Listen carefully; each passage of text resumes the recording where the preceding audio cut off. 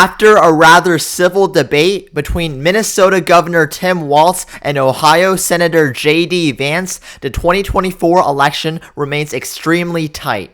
In this debate, J.D. Vance was a rather smooth speaker, but Tim Walz really got to clarify on policy. And during the debate, Walz also asked J.D. Vance if Trump lost the 2020 election or not, and Vance could not provide a yes or no answer. Today, we will be taking a look at the updated 2024 election map based on the vice presidential debate, which is also the final debate before the 2024 election. Before we get started, please subscribe to my channel for more election content and more election predictions, as well as real-time updates on major events leading up to the 2024 election. We will start by taking a look at the national polls. Taking a look at the national polls, we see that Kamala Harris leads by 2.6%. From this, we see that Kamala Harris holds a decent lead over Trump nationally, but we really have to take a deeper dive into these states to see how the 2024 election will play out. We will start by characterizing the solid states for each candidate. These are states that each candidate are expected to win by 15% or more in the election. For Kamala Harris, those states would be Washington, Oregon, California, Hawaii, Illinois, New York, Maine's 1st District, Vermont, Massachusetts, Connecticut, Rhode Island, New Jersey, Maryland, Delaware, and the District of Columbia. For Donald Trump, his solid states would include Utah, Wyoming, Idaho, Montana, North Dakota, South Dakota, Nebraska, Kansas, Oklahoma, Missouri, Arkansas, Louisiana, Mississippi, Alabama, Tennessee, South Carolina, Kentucky, West Virginia, and Indiana. He will also solidly win the District of Nebraska. With the solid states, Kamala Harris stands at 181 electoral votes to Donald Trump's 122 electoral votes. We will now be moving on to the likely states for each candidate.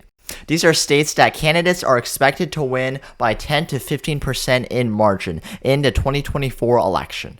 For Kamala Harris, she will likely win the states of Colorado, New Mexico, Virginia, New Hampshire, Maine's 1st District, and the state of Minnesota. In all of these states, Kamala Harris leads by a solid margin, with Minnesota being Tim Walz's home state, in which he's been serving as governor in since 2019. For Donald Trump, he will likely win the states of Alaska, Iowa, and Ohio. With the solid states, Kamala Harris stands at 225 electoral votes to Donald Trump's 148 electoral votes. We will now be moving on to the lean states for each candidate. These are states that candidates are expected to win by 3 to 5% in margin, making them somewhat competitive. Starting with the state of Nevada. Taking a look at the polls in Nevada, we see that Kamala Harris leads by 1%. Now, the reason I'm putting Nevada in the lean category is because, as you can see, Kamala Harris has been surging in this state. Taking a look at the newest Atlas Intel polls, which was the most accurate predictor for the 2020 election, we see that they have Kamala Harris up by 3. In the past, Nevada has voted pretty consistently, going to the Democrats by 2.4% in both 2016 and in 2020. And with Harris now leading in the polls, with her lead also growing, she is on track to win Nevada and its 6 electoral votes. Moving on to the state of Michigan. Taking a look at the polling averages in Michigan, we see that Kamala Harris leads by 1.9%. In 2020, Biden carried Michigan by the largest margin out of any Rust Belt state, except for Minnesota. And as of now, Harris is looking pretty good to carry Michigan, with some new polls even showing her up by 6. With many other factors contributing, Michigan will go to Kamala Harris by a lean margin. Moving on to the lean states for Donald Trump, Trump will win the states of Texas and Florida. In both 2016 and in 2020, Trump won the states of Texas and Florida by a comfortable margin, even expanding his lead in Florida in 2020 to 3.4%. Texas, on the other hand, has been shifting to the left. With the growing population, Texas has gotten more and more liberal every single election. However, it is not yet at a point where Democrats can realistically win the state and its 40 electoral votes. With the lean states, Kamala Harris stands at 247 electoral votes to Donald Trump's 218 electoral votes as we move on to the final states that will ultimately decide the 2024 election. Let's take a look at the state of Arizona. As of recently, the former Republican senator in Arizona, Jeff Flake, endorsed Kamala Harris for president. This is huge for the Kamala Harris campaign and detrimental for the Donald Trump campaign, as it is not only Jeffrey Flake who has endorsed Kamala Harris, but also 200 other Republicans, such as former Vice President Dick Cheney. In Arizona, there is also an abortion referendum going on, which will give Democrats a boost. With all of that in mind, I will be giving Arizona to Kamala Harris by a very slight margin. Moving on to the state of Georgia. Taking a look at the polls in Georgia, we see that Donald Trump leads by 1.2%. In 2020, Biden had a historic flip in the state of Georgia, winning it by 0.2%. 4 years later, Harris is not as popular as Biden was 4 years ago, but Trump, on the other hand, is also not as popular as he was 4 years ago. During the vice presidential debate, Tim Walz asked J.D. Vance straight to the face, did Donald Trump lose the 2020 election? And Vance was unable to provide a yes or no answer, with Walz responding, that's a damning non-answer. However, the shift in Georgia does give Donald Trump a slight lead as of now, so I will be giving Georgia to Donald Trump by a very slight margin. Moving on to the state of North Carolina.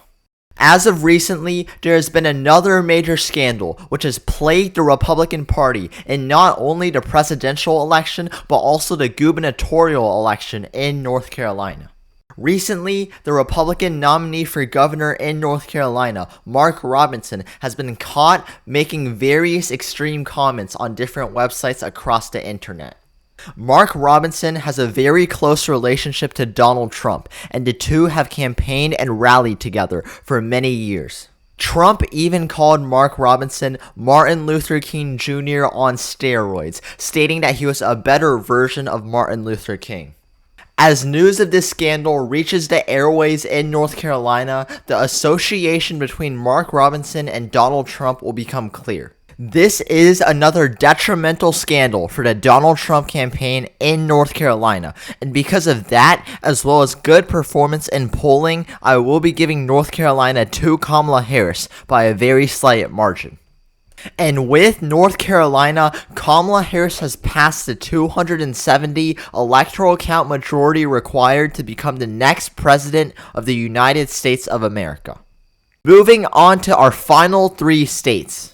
The state of Wisconsin will go to Kamala Harris by the slightest of margins. Taking a look at the polling averages in Wisconsin, we see that Kamala Harris leads by 1.6%.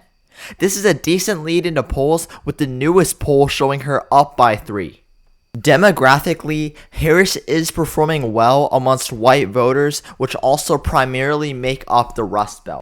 In 2020, Biden was more popular than Harris is now, but demographically, Harris is actually performing better than Biden amongst white voters 4 years ago.